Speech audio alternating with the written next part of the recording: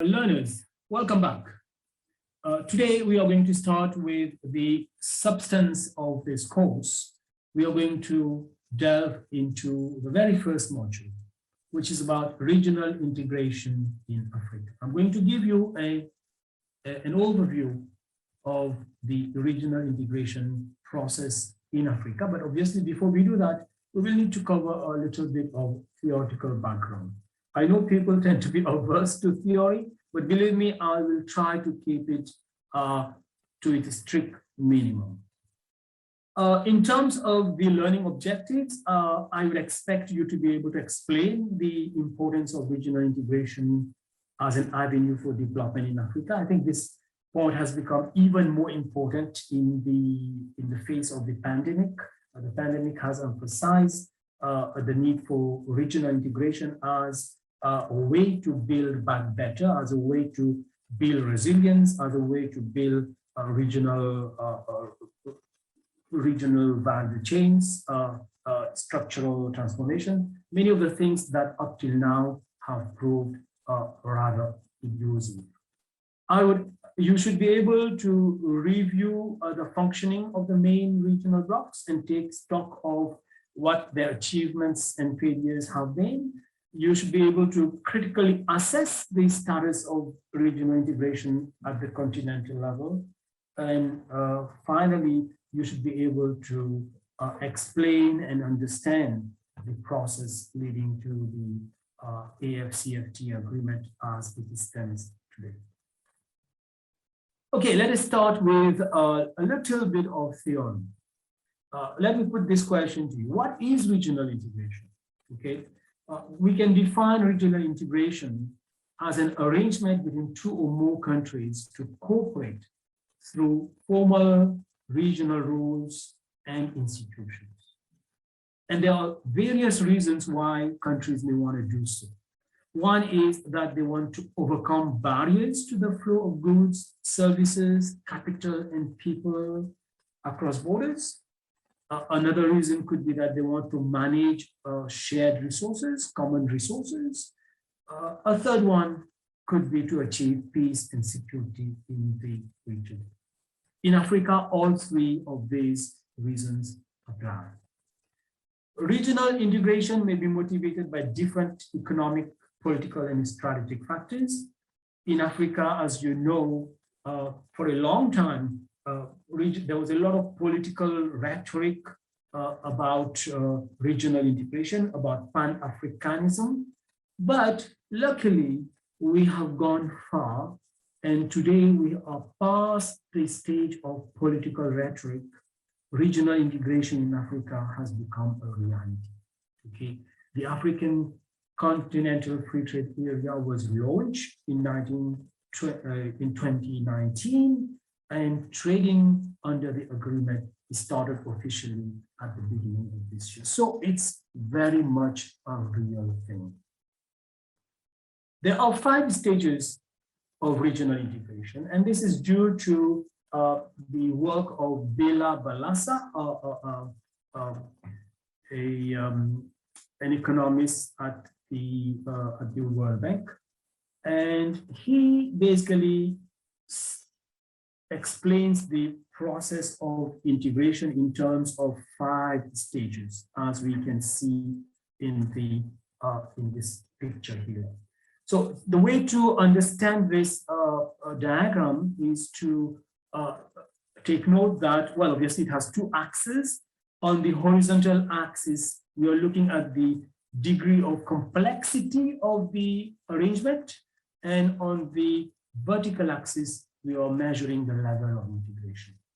So as you go up on the vertical axis, the level of integration increases. And as you go further to the right on the horizontal axis, the regional trade agreement becomes more and more complex. The most basic of regional trade agreements is what is called a free trade agreement. In a free trade agreement, 2 or more countries join together to liberalize trade between themselves, okay, to reduce tariffs on merchandise trade. When it comes to how to deal with other partners, in other words, third parties, that is countries which are outside of the bloc, each country is free to practice its own tariffs with respect to third parties. Now, the customs union builds on a free trade agreement. In fact, each one, as you can see, the way it's pictured, okay, it's like each bar is building on the previous one. So a customs union builds on a free trade agreement. In other words, a customs union is a free trade agreement plus something extra. And what is that extra thing? Customs union, the member countries agree on a set of common external tariffs.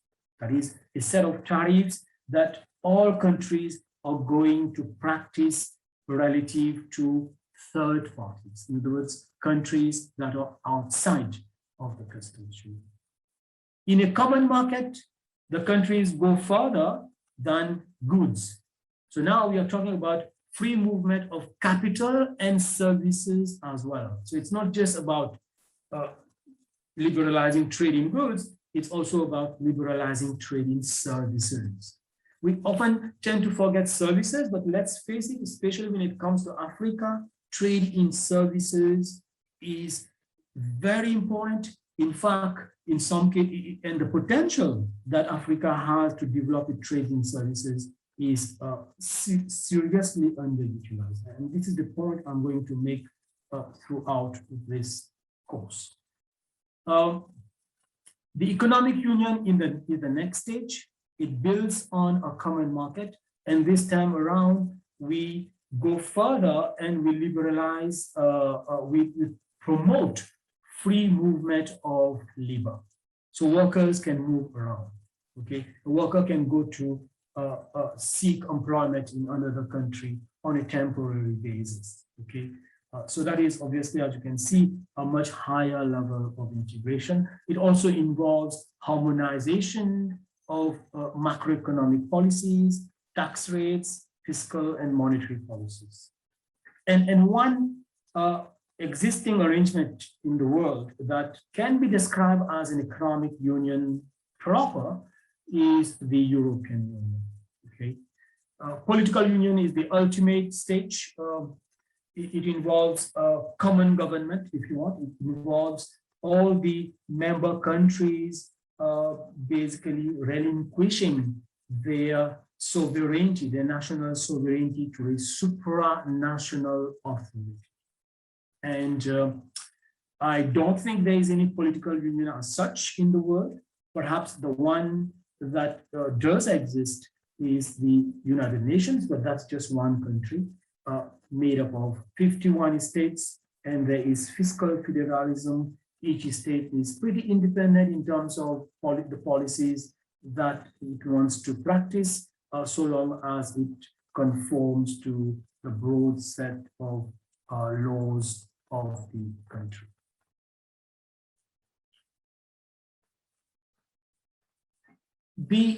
Let's talk about how regionalism has evolved over time. Regionalism is not new.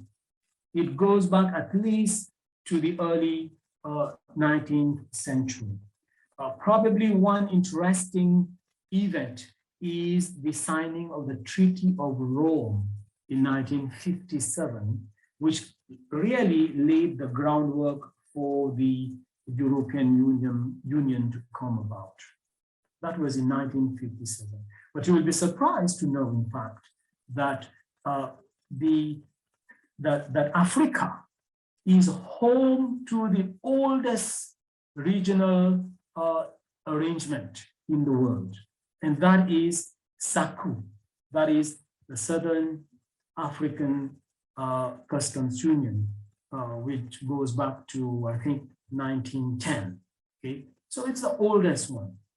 So I think it's a very interesting fact, because it says that, you know, Africa started with regionalism, but then for some reason, perhaps because of colonization and all that, the process stopped.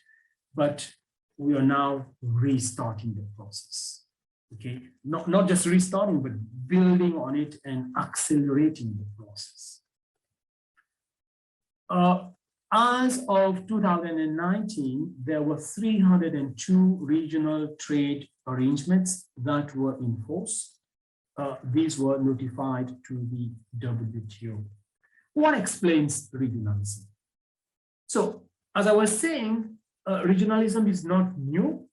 It's been around for a century at least. But what is new about regionalism these days is the potential, the exponential increase in the number of regional trade arrangements that have been notified to the WTO. If you look at the graph, you can see, I mean, it's a very telling one. Okay, if you can focus on the black curve here, it tells you the cumulative number of RTAs in force. Okay, so you will see that starting from the 1960s, that curve was almost flat until 1970s, and then there was a little bit of movement, but really the spurt in regionalism started happening in the 1990s. And that is not by accident. What happened for regionalism to take such a huge sort of spring? What happened with that? In 1994, NAFTA was born, the North African Free Trade Area. Okay, and Richard Baldwin, I should say, has come up with a theory about how the birth of the North African Free Trade Area, the NAFTA, was a springboard for RTAs to sort of to emerge around the world. Okay, and his theory is called the terminal theory of regionalism. So basically, the idea is that NAFTA, which involves just 3 countries, the United States, Canada, and Mexico. Okay, obviously, USA is in a dominant position. It's by far the biggest country, but Canada also is not a small country. So it was the first time in the world that we had an FTA being formed among 3 big countries, 3 really significant countries. Okay, and the fact that it involved only 3 countries meant that other countries were left out. And these other countries, therefore, wanted to be part of an FTA themselves. So the birth of NAFTA created what Richard Baldwin calls pressures for inclusion. Okay, meaning other countries wanted to be themselves part of an FTA. And that led to a huge increase in the number of FTAs around the world. Jagti has come up with a similar notion, the idea of a spaghetti bowl. So in trying to not to be excluded, okay, many countries started joining not just one FTA, but several. Okay, so it led to multiple memberships in different RTAs. And this is what Alberti calls the spaghetti bowl. So spaghetti bowl is a complex situation because you have one country which participates in different RTAs, and therefore it has to deal with different rules because each FTA has its own rules. It creates a rather messy situation. And we'll talk about this when we come to the spaghetti bowl in Africa. Mansfield talks about the political factors underpinning regionalism. So with a focus on democratic regimes, with a focus on countries that have a common colonial heritage. So the point that he makes is that democratic regimes and countries that share colonial heritage are likely to join together. And this itself leads to the next idea in this evolution of the literature on regionalism, which is the natural trading partners hypothesis. So the hypothesis here is that bigger countries and countries that are geographically close and countries that share borders, countries that may be sharing a language, or they may have the same currency, or they share cultural practices, meaning there's a lot of cultural affinity, okay, among these countries. And these countries are what you may call natural trading partners, okay? And natural trading partners are more likely to be part of the same FTA. So I would sort of throw this question to you now. Do you think in Africa, the regional blocks that we have, the countries that are part of these regional blocks, do they constitute natural trading partners? I think it's an interesting question to ask. I leave it to you to reflect on. Why is regional integration important? Well, regional integration is important because in different ways, through various channels, regional integration can contribute to growth and to sustainable development. The literature on that is very well developed. We won't have the time to go through it. I will just touch upon a few things. Later on in Unit 5, when we talk about the COVID-19 pandemic and the sort of disturbances that it has created, we will discuss how regional integration in Africa can actually help African economies recover from the pandemic and to build back better, okay?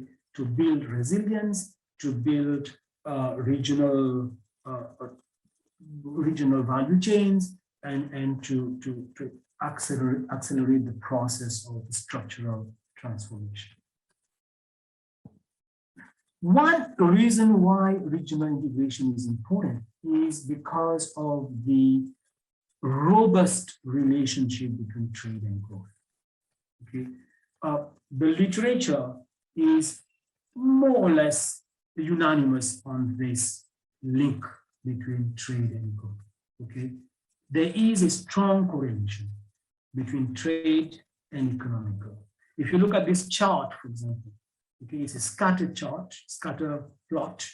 On the horizontal axis, you have the percentage growth in GDP. Okay, so this is the growth rate, and on the vertical axis, I'm measuring the percentage change in trade. Okay, so a percentage change in merchandise as a share of GDP. So to put it in simple terms, on the vertical axis, I have trade. On the horizontal axis, I have economic growth. Okay, and each point is a combination of trade and growth. Okay, and each point is a country. If you look at this, and if you were trying to sort of plot a relationship, a line of best fit, as we call it, you will see clearly that that line of best fit will be an upward sloping line. Okay, and this upward sloping line therefore means what? It means that the correlation between trade and GDP growth is a positive. But the literature has gone beyond just correlation. Correlation is just an association, but the literature has actually established causality. Okay, there's an entire literature that talks about how trade actually causes economic growth. And one of the earlier contributions in that literature was Frankel and Romer. Okay, Romer, who recently received a Nobel Prize in economics for his contributions to the theory of growth. In a recent study of ECOWAS countries, okay, the authors concluded that, and I'm quoting from that paper, exports were consistently positively related to growth. That was in the ECOWAS region. And you can find similar correlations across other regions and across various countries of the world. So this correlation, this association between trade and growth is a powerful one. And it goes to confirm that trade can be an engine of economic growth. Now, that is trade. But if trade can be an engine of growth, so can regional trade, okay? And if you really want to promote trade, the easy way to go about it is to start at the regional level, because competing in the world market is always more complicated, okay? So why not start regionally, okay? So regional integration can go a long way in promoting economic growth and therefore sustainable development. Then there's also a very strong empirical relationship between trade and poverty.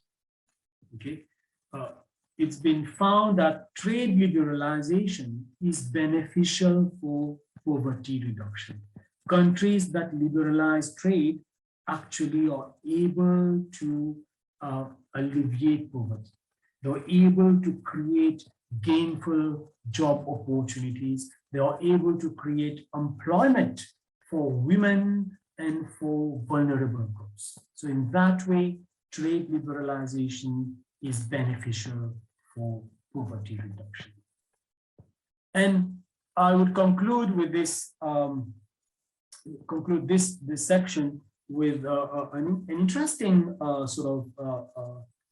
phrase coming from a study by Dollar and Craig, that is a 2004 study. They say that if trade is good for growth, and if growth is good for poverty reduction, then trade must be good for poverty reduction. And one economist, and that is Anne Kruger, who, as you may know, is currently the Secretary of Treasury in the United States. In one of her earlier studies, she said, a rising tide lifts all the boats. So the point is that when an economy grows, it can lift everybody out of poverty. It can benefit everybody. And how can the economy grow? Trade can help the economy grow. So I hope you can understand this relationship between trade, growth, and poverty. It's a powerful one, and there is a lot of convergence around this notion. Economists generally agree that trade can boost growth and that growth can lead to poverty reduction. However, the situation in Africa is a rather sad situation, I must say. Africa remains marginalized in world trade.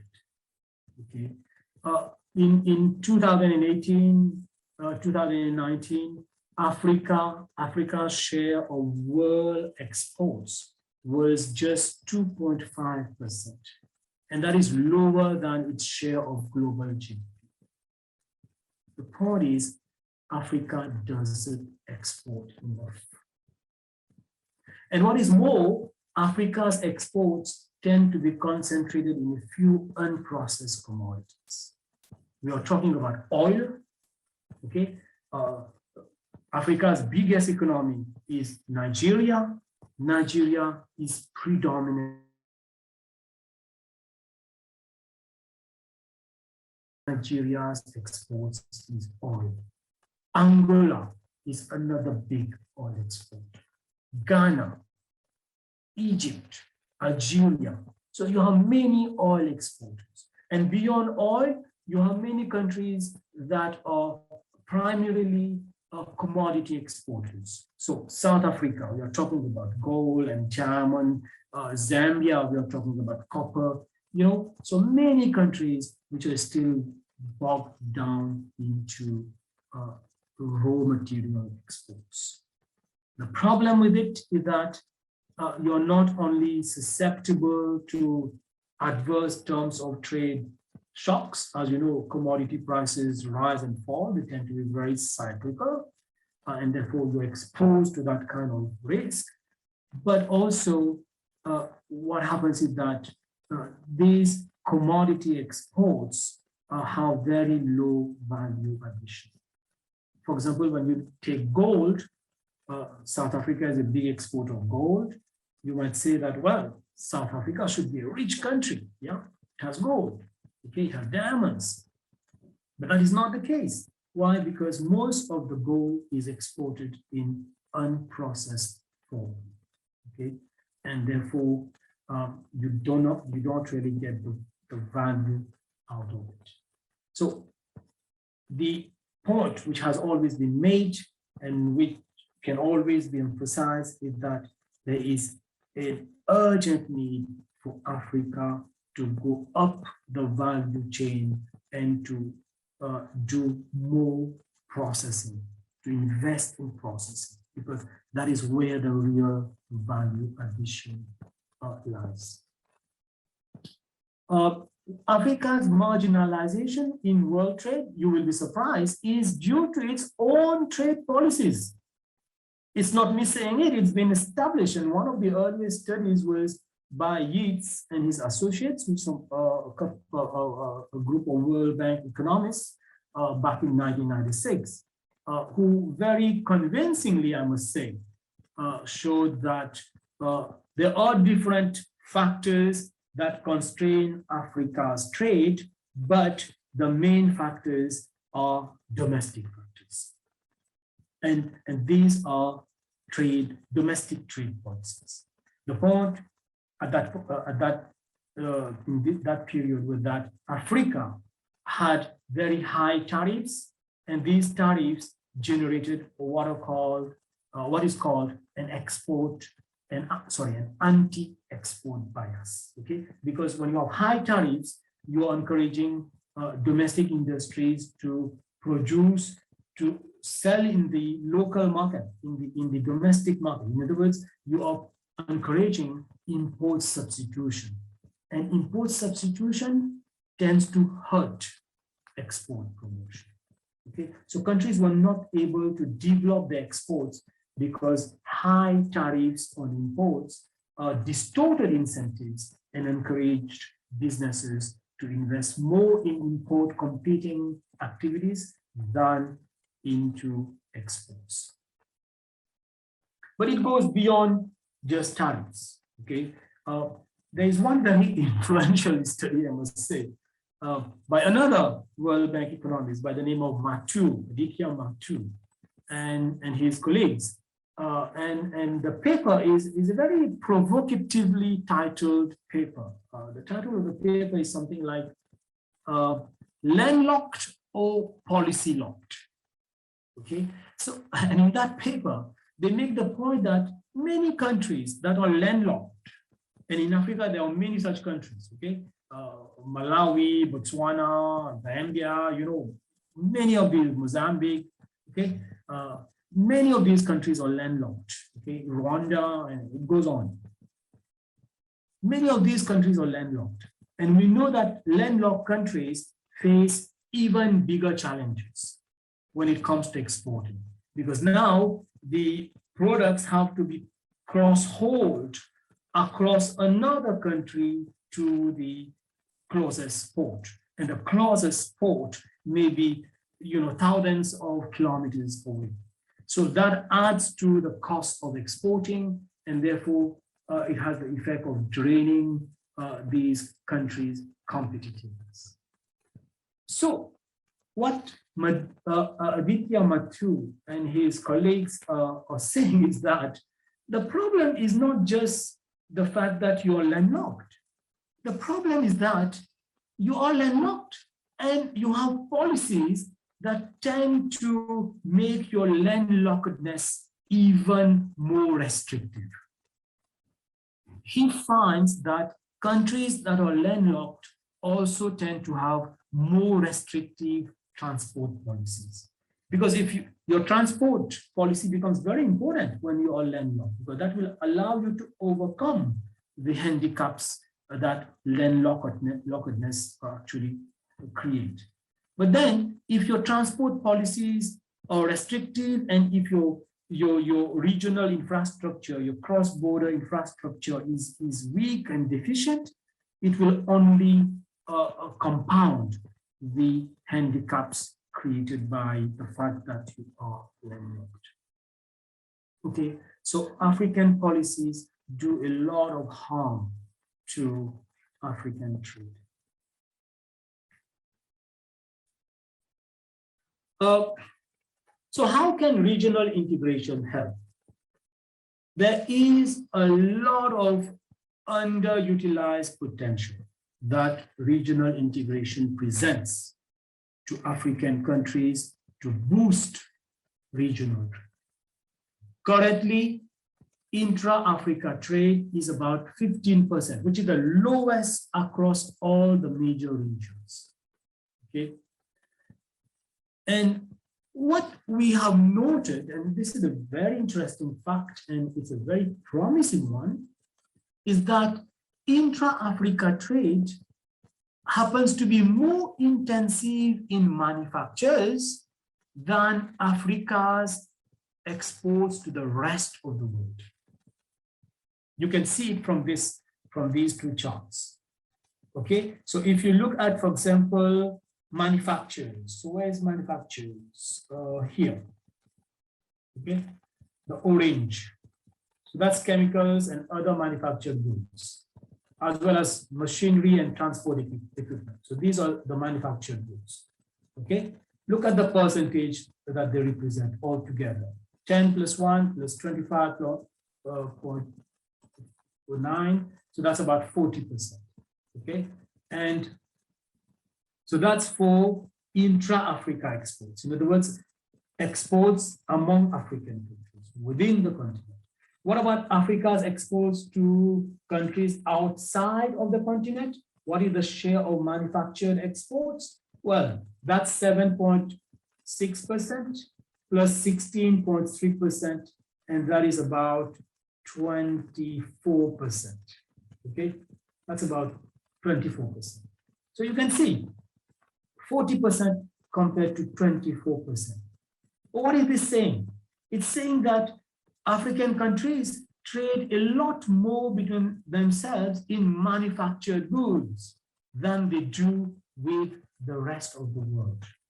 So if you were to sort of push this logic, it means that regional integration can actually be a trigger for industrial development in Africa.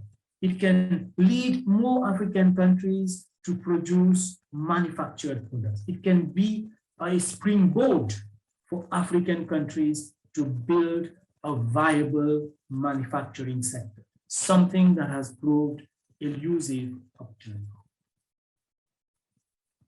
Regional integration can also help build regional economic infrastructure, regional value chains. It can help foster food and energy security. I think this point cannot be emphasized enough. We are going to talk about it a lot in Unit 5 when we talk about the pandemic. It can help generate jobs for Africa's youth. As you know, Africa has the youngest population in the world. A large chunk of its population consists of young people, and the problem is the youth are finding it hard to find a job. So there's a high degree of youth unemployment. Regional integration can help create opportunities for employment for these people. It can also lead to poverty alleviation. I think we made the point earlier, and help in promoting inclusive growth. And one point that I haven't mentioned here, but obviously it will come later, is that regional integration can also help women. It can help, create more gender equity, because women happens to be among the most vulnerable groups in Africa. Okay, and through regional integration, they will be able to. There's a lot of there are many women in Africa who are cross-border traders. Okay, so if you promote regional integration and you formalize the process, you will be giving these women a degree of protection. Okay, so we'll make this point later on as well. So, regional integration agreements in Africa. Let us start with the Abuja Treaty. The Abuja Treaty came about in 1991, but it really came into effect in 1994. And the Abuja Treaty sets out a roadmap for Africa to achieve an economic and monetary union until 2028. And that process is conceived in 6 progressive stages. Okay, I think this diagram makes it clear. So you have the 6 stages. The first stage is strengthening of existing regional economic communities. REC stands for Regional Economic Communities. The second stage is about stabilizing tariffs and other barriers to trade. The third stage is establishment of FTAs and region and customs union at the level of RECs. The fourth stage is a continental customs union. The fifth stage is the establishment of an African common market. And the ultimate stage is the African economic and monetary union. Okay, so that is the process, that is the roadmap that the Abuja Treaty envisages. Where are we right now?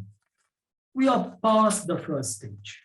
Okay, we have in Africa 8 regional economic communities that are officially recognized by the African Union. And currently, the integration process has gone beyond phase 3. So phase 3 is establishment of FTAs and regional and customs union at the REC level. So we have gone beyond this.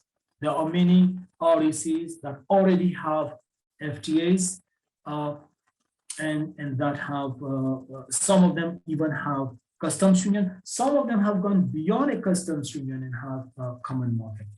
Okay, so we are a bit past the third stage. We are not yet in the fourth stage, which is about a continental customs union. One thing you will notice from this roadmap is that the continental, the African continental FTA is not there. Okay, so in a sense, the Abuja Treaty did not really foresee, didn't really envisage the formation of an African continental free trade area.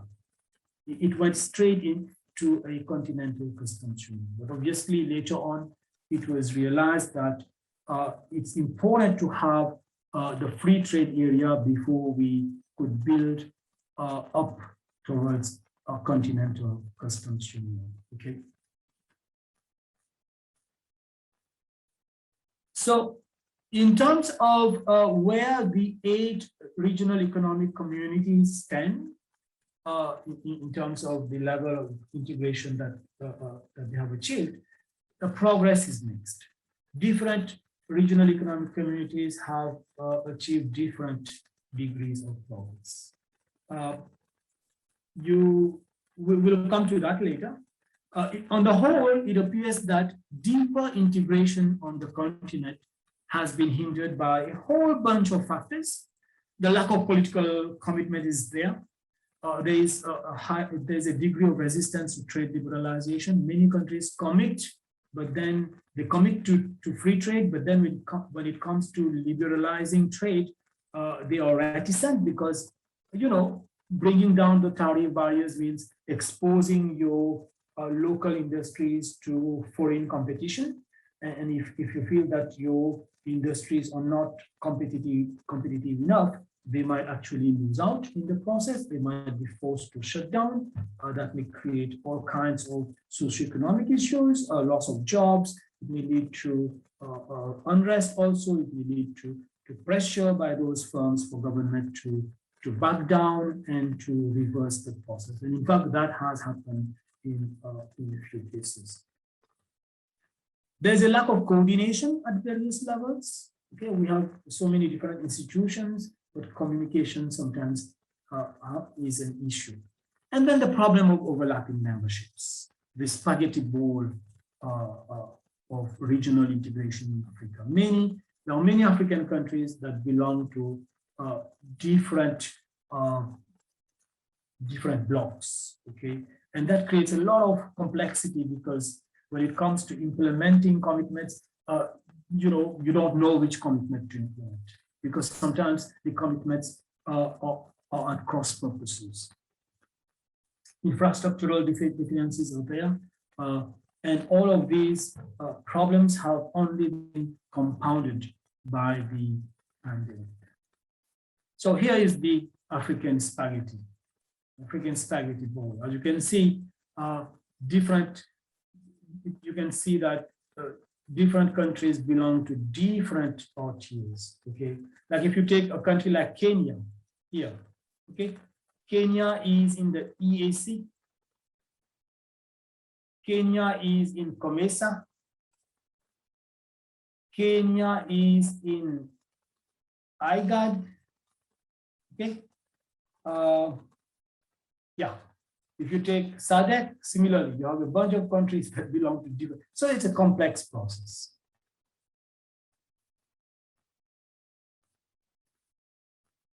And let's move to assessing regional integration in Africa. We are going to do this by means of an index that has been developed recently. That is called the Africa Regional Integration Index. It's a quantitative measure of the degree of regional integration that a regional economic community has achieved. That index is made up of 5 dimensions: trade integration, regional infrastructure, productive integration, free movement of people, and macroeconomic integration. So as you can see, all of these are relevant indicators of integration, and together they are components of the overall regional integration index. Okay, so it's a quantitative measure. Each one of them is on a scale of 0 to 1. Obviously, the closer you are to 1, the higher is the degree of integration. And then I sum them up across the 5 dimensions. So the total score is on 5. So the closer you are to 5, the higher the degree of integration. And you can see, you can look at this chart now. You can see it's from 0 to 5. Okay. And the first thing that comes across and that probably hits you is that, well, no country seems to be more than 2.5. Yeah. Sorry, no regional economic community seems to have gone past 2.5. So the index, as you can see, generally are on the low side. I think the best performance is from the EAC, the East African Community, which is considered to be, the darling of regional integration in Africa in a way. ECOWAS is trailing slightly behind the EAC. But then if you compare EAC and ECOWAS, you would see that EAC has achieved a higher degree of trade integration. So trade integration is the blue one. Okay, so you have the region here. Trade integration is the blue one. So EAC has achieved a higher level of trade integration than COMESA. Okay. On the other hand, COMESA has achieved a higher degree of integration when it comes to free movement of people. So that's the green bar. Okay, so here that's ECOWAS, and compare that with EAC. So ECOWAS has done better than EAC. Okay, so even though these countries further ahead in terms of overall regional integration. They have achieved different levels of progress on various dimensions of regional integration. And then obviously there are some regional economic communities which perform rather poorly. Sensad, unfortunately, is one of them. Okay, and COMESA is not too far behind Sensad. So they have more or less the same score. Okay, so these are the two regional economic communities that really must push ahead. In terms of the scores on the dimensions, you can see from here that, so the green one here is free movement of people. The blue one is trade integration. So we are still keeping the same color for the legend. You can see that the highest level of progress has been achieved on free movement of people. Okay, so for free movement of people, the score is about 0.45, as you can see here. Followed by trade integration, which is the blue one. The score is about 0.4. And then macroeconomic convergence or macroeconomic integration, the score is about 0.35. Okay, and the lowest level of integration is in terms of infrastructure integration, which is the yellow one.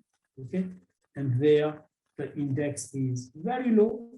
It's about 0.2. Okay, so just to summarize, highest level of integration is in terms of free movement of people. You might be surprised. Trade integration comes next, okay, followed closely behind by productive integration.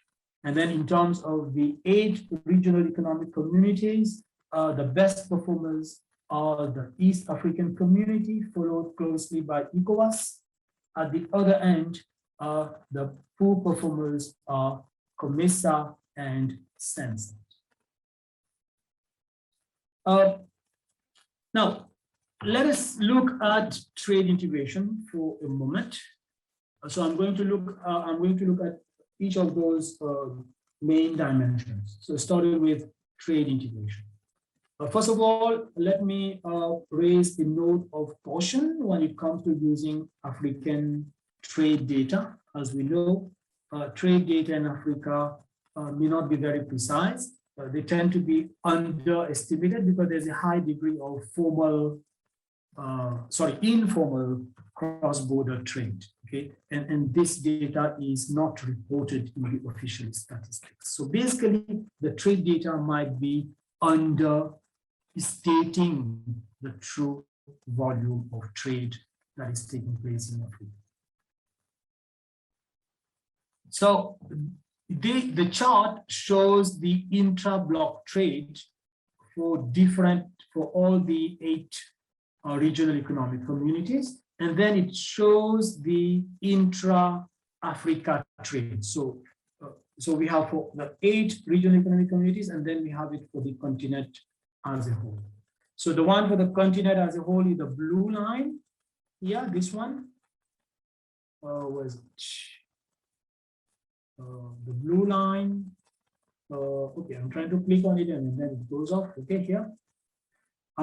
And what it shows is that over this period, the intra-Africa trade intensity has averaged 15.5%, which is what I mentioned earlier, about 15%.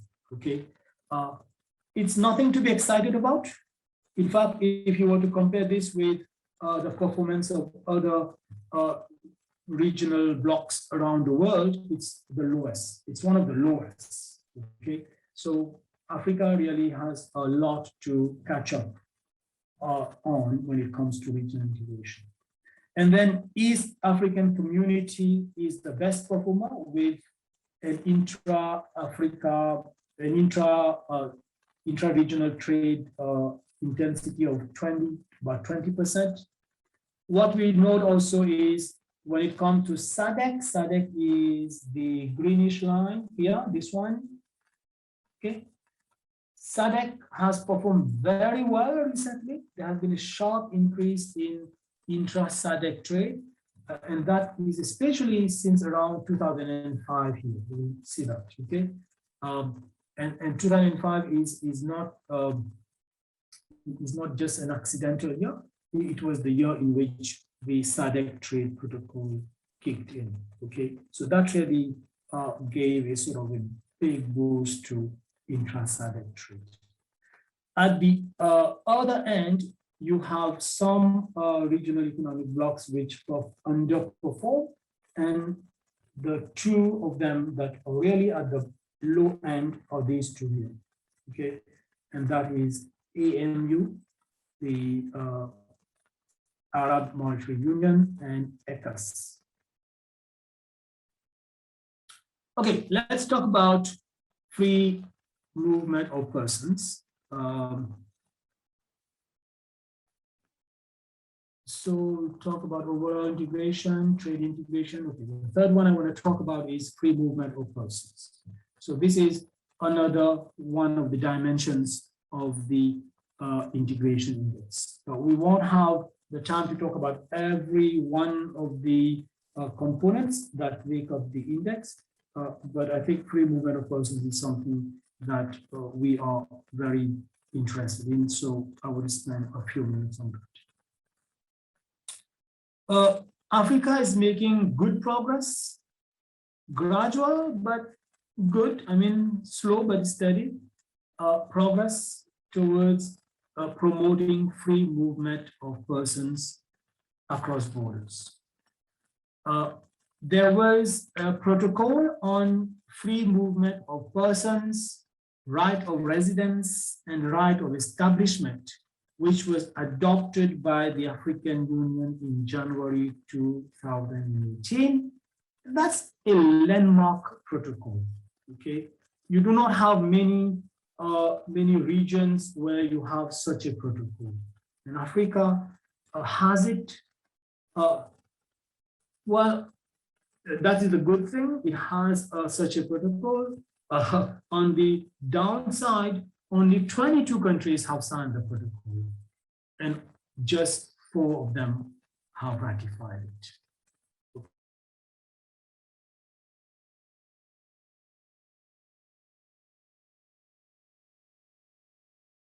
Promoting freer movement of persons across borders within Africa.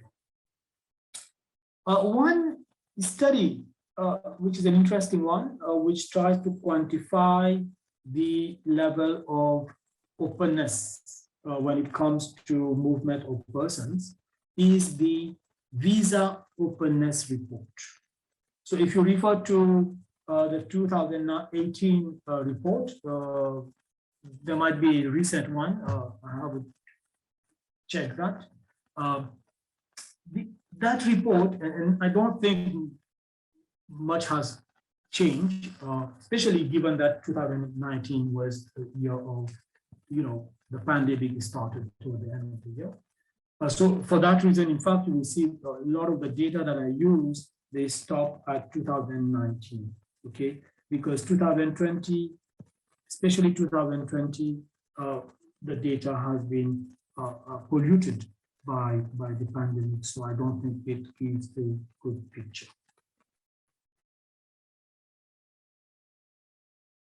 It shows slow and variable progress in liberalizing visa regimes across Africa.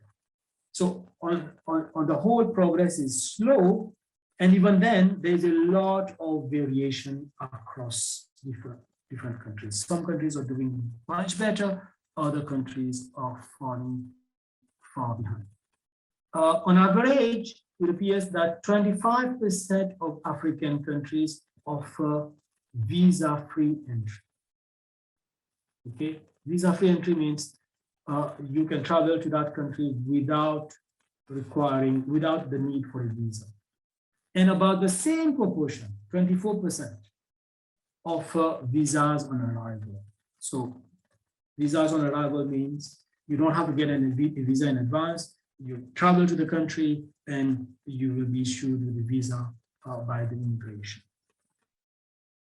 The best regional economic community, that is the one that really performs best when it comes to movement, free movement,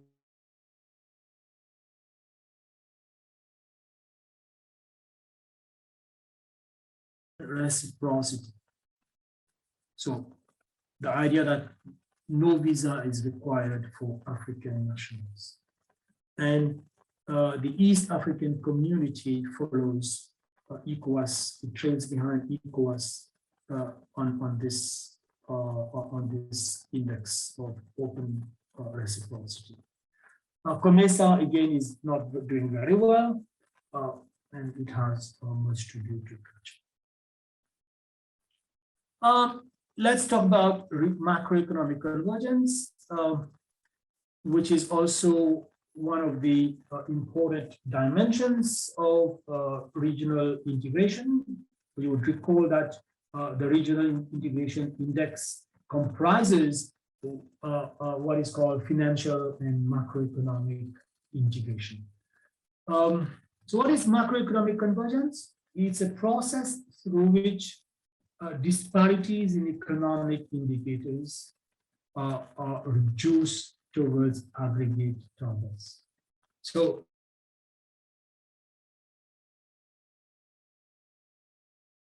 as you know, as the ultimate step in monetary union, okay? And to achieve a monetary union, there must be a high degree of convergence in macroeconomic indicators, meaning the countries must have more or less the same level of inflation, more or less the same interest rates. They must be doing more or less the same, achieving the same levels of growth, economic growth. Budget deficit as a percentage of GDP should not be very different. The debt levels should not be very different. So there must be convergence in these key macroeconomic indicators. That is what we call macro convergence. And without macro convergence, you cannot achieve monetary union because it then creates a lot of issues for the countries that are not doing well in terms of managing, for example, inflation. Okay. You know, when there was in the European Union, before the European Union was formed, there was a time when we had what was called the European monetary system, okay, which was a step towards eventually the European Union. And in the European monetary system, it was a system of fixed pegs. So at that time, euro was not there. So different European countries had their own national currencies, but then they had fixed their currency with respect to all the other currencies at a certain level. Okay, but then because different countries in this economic in this European monetary system had different levels of inflation, at the end of the day, what happened was that countries with high rates of inflation could not sustain the fixed parity. Okay, and I'm talking in particular about Italy and Great Britain, which had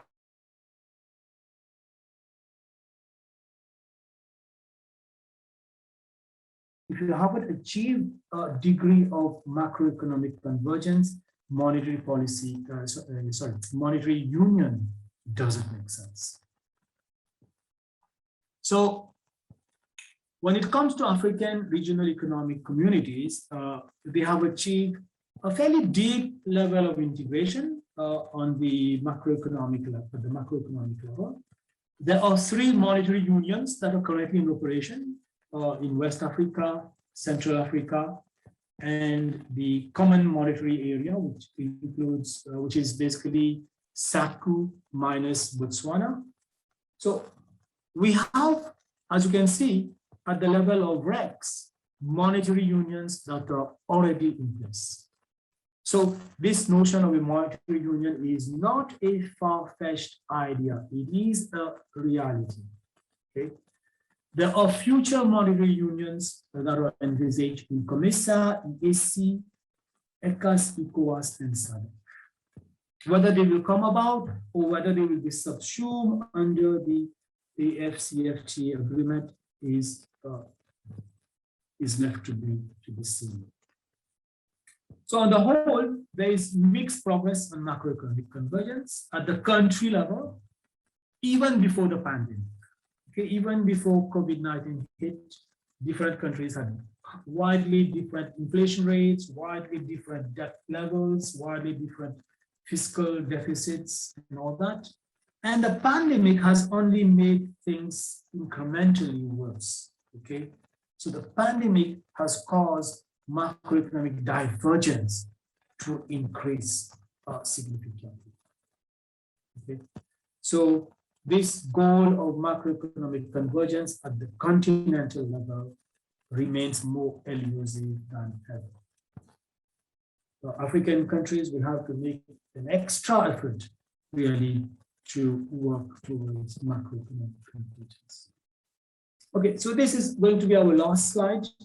The road to Afcfta. It will be a sort of a summary also of what we've been talking about.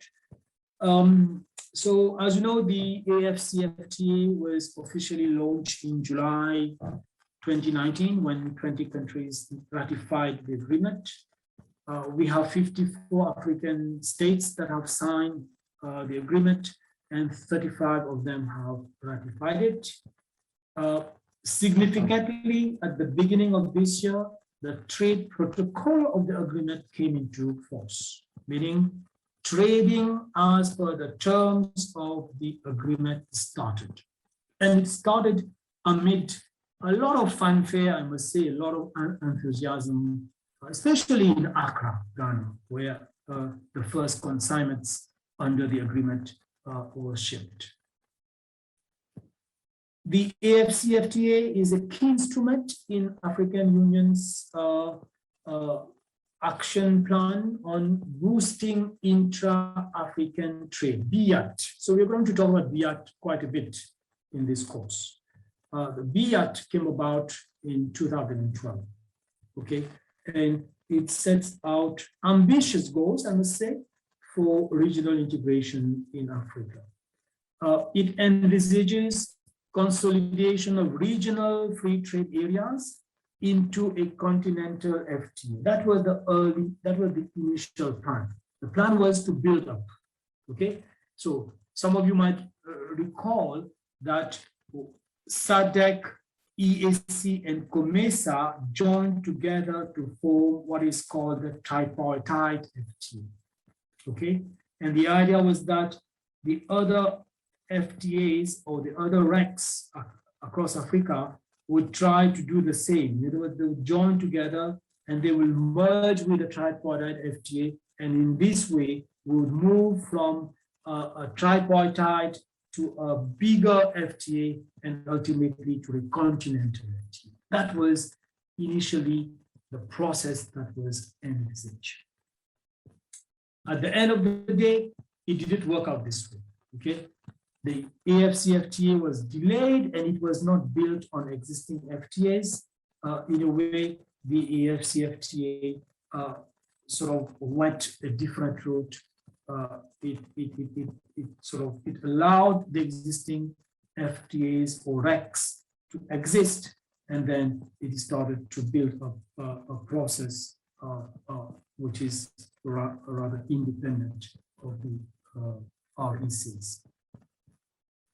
So the Afcfta marks the beginning of a journey. I can't stress enough on this point. We haven't reached the end of the road. We haven't reached the destination. We have just started, okay? It's the beginning of the journey as foreseen in the Abuja Treaty. And so far, we have completed the first phase of the agreement. Even then, all the negotiations have not been fully completed. For example, rules of origin remain a contentious issue, and some of them need to be fine-tuned and finalized. But the good thing is that trading under the Afcft has started. There are unresolved issues to be addressed. They will be addressed in the second phase, possibly a third phase if needed. So this is where we stand. We have come a long way. We have a long way to go, but the good thing is that we have unleashed the process. The pandemic came about and it, in a way, disturbed the roadmap, it disturbed the timeline, but it has not derailed the process. I think it is very important. And what is significant is that in the midst of the pandemic, we started trade under the agreement. It's a remarkable feat. Okay? And then ratifications also continued while countries were battling the pandemic. So all of that, I think, goes to show the enthusiasm that there is about the African continental FTA. So let us see how this goes ahead. So thank you. We have now reached the end of the first module. I hope you were able to get the gist of it. I would expect you to go through it at leisure and pick up the main points and attempt the quiz. Please attempt the activities. Look at the discussion question. Take the discussion question to the forum.